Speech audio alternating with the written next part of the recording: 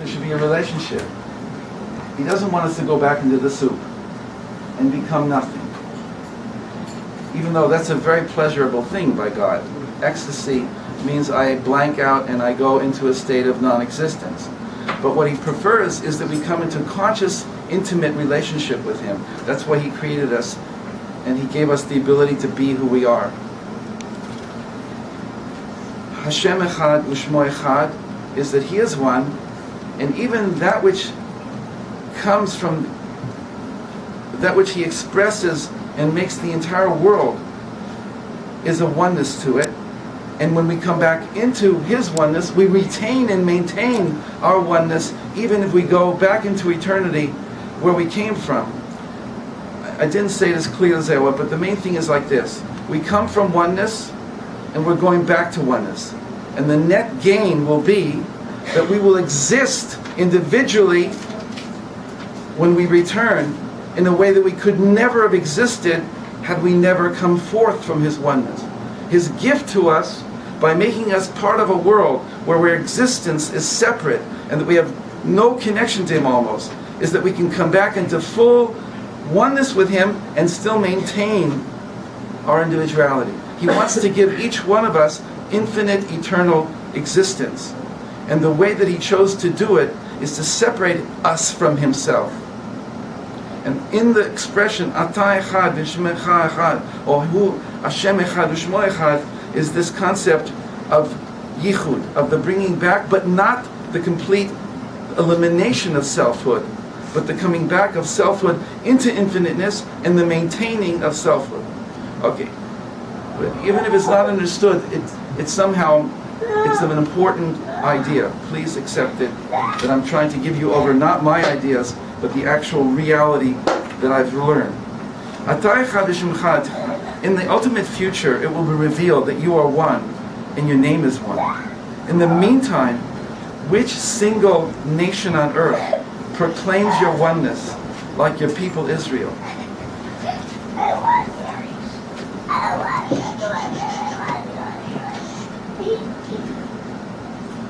Mi Ki'amcha Yisrael. One verse is in Shmuel and one verse is in Divrei Yamim. Mi Ki'amcha Yisrael, Mi Ki'amcha Ki Yisrael. They're both true. The Sephardim use Mi Ki'amcha Ke Yisrael, and the Ashkenazim use Mi Ki'amcha Yisrael. Who is like your people?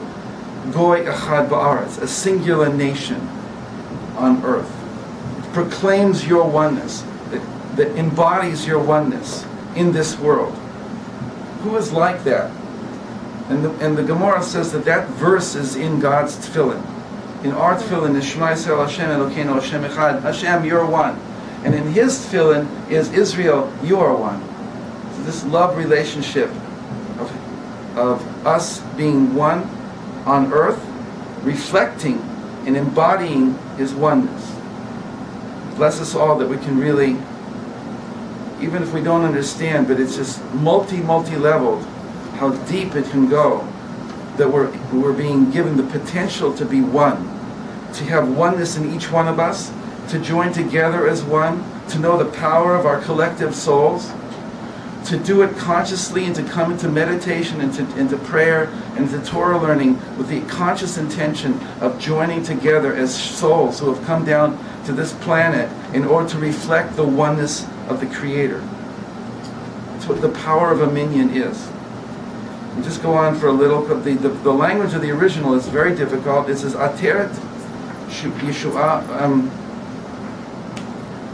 Ata Echad V'Shemcha Echad Mi Ki'amcha Ki Yisrael Goy Echad Ba'aretz. Ateret Yeshua. No. I forgot. So I don't have it in Hebrew in front of me, so I forgot it. So in English, it's for through their observance of the Shabbat, they glimpse the splendor of your greatness and the crown of your redemption. It's future. In the future it will be revealed that you are one, and you always were one. And that your people were the only people who got that. And that at the end of the whole story, everybody's going to get it, because we were the carriers of that oneness.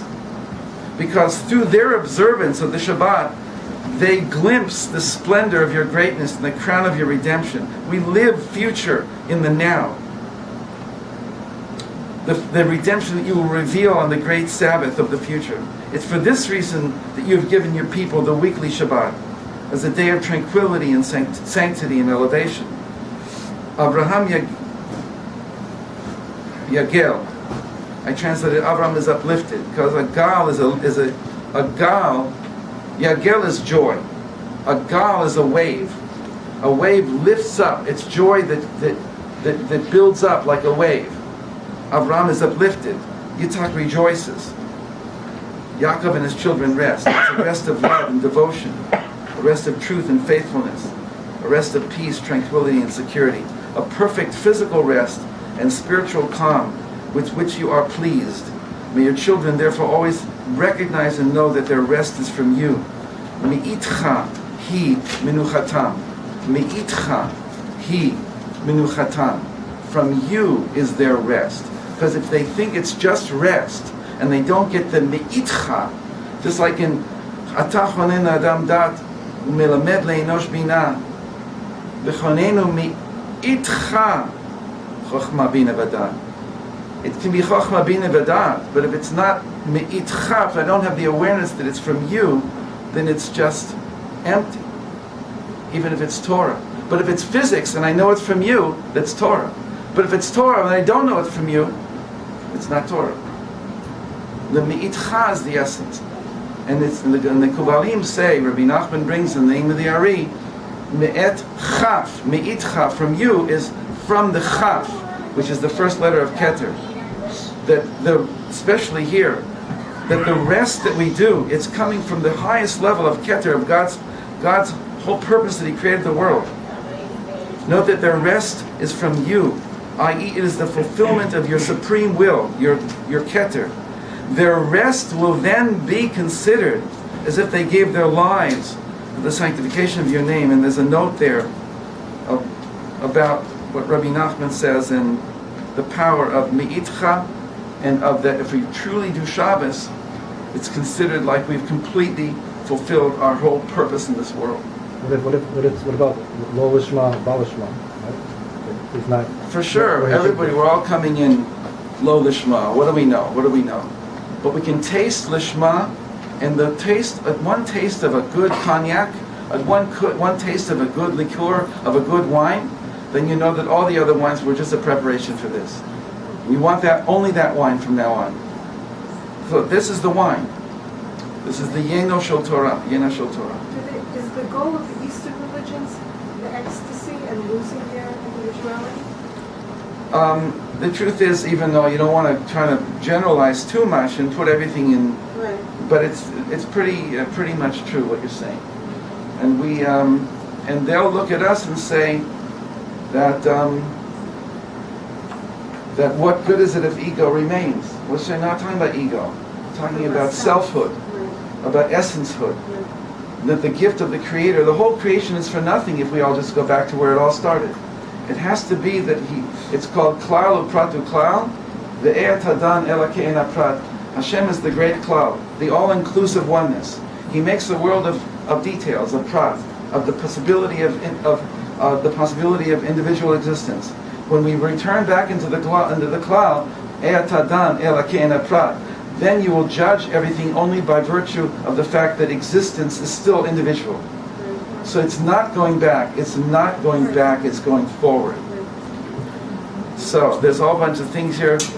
I just wanted to share with you this structure of Shabbat, the orientation meeting of Shabbat, where we came from, where we're going, the most important thing, revelation.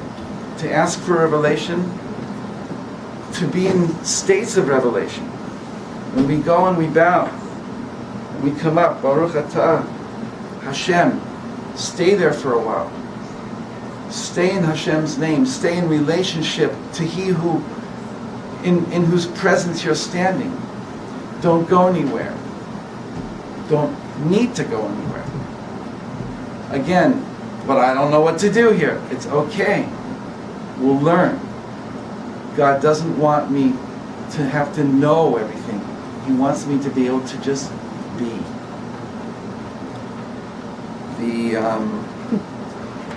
can't emphasize that it's not that we don't need meditation teachers as much as somebody who will tell us that it's permitted to just be. Judaism has become, there's three things: there's learning, doing, and being. But being is being put in the back seat, and being is the whole basis of everything. That without being, doing and acting, learning and acting, which are very important, but without a basis in that he wants me to exist, he honors me, he loves me, I am cherishable in his eyes. What I do is important. Again, not an ego trip, but a sense of importance in terms of how the Creator looks at us. Then my learning is for a purpose. I'm in service. I'm not just davening for myself, I'm davening for the entire creation. My life becomes now more cosmic. Yes, that's heavy. That's a responsibility. Can I ask one? Please do. Anybody please ask, How do because you say the it's, bread of shame in Aramaic? again, Bread of shame in Aramaic? Nama de Ksufa, bread of shame. Okay, the Nama de Ksufa then has no point if you go back to the same place that we started. Right. Right. I'm embarrassed to receive from you. So he brings me into this world, and I do whatever I can, and then what he gives me is far more qualitatively than I could ever have done. But he says, no, you did something, and it's really important to me, and I want to give you something, even though it's more, but you did something. And because you did something, now I can give you much more of what I wanted to give you. And then if there's nothing to do from that point on, then the whole problem starts again. So people who say that when this world is over, or when this lifetime is over, there's nothing more to do, is a misinterpretation of Judaism. Even though they bring the story of the Gaon of Vilna, and he says, look at these tzitzit. There's no more tzitzit in the next world. I can't do tzitzit. No more mitzvot. Right? It's a famous story. From that story you might conclude, no more. There's nothing more to do up there. And therefore the only place to do is down here. No, I'm sorry. Doing is eternal. We'll have constant opportunities to serve the Creator at higher and higher levels. It won't be the kind of doing, the kind of existential situation that exists here that you do against a force that tells you not to do. There's no contra force.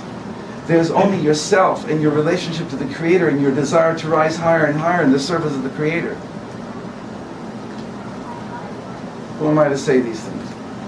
Anybody else want to pipe up and say anything? And then we're going to go on. Come on, ask me a question. I mean, even though if I can't answer it, but think out loud. I just love that you say these things. I don't have a question. Well, I love that you're here. How's Ima? Thank you guys. Amazing. Isn't the point of existence not the doing as much as it is the self-reflection or the introspection of what you did do? There's a Gemara about that. Tov la'adam she'en yivra m'she'eino nivra, chazru v'shanu she'yesh shanim v'chazak. And the conclusion is Tov la'adam she'eino nivra, aval achshav she'nivra, She fashvesh. yifashvesh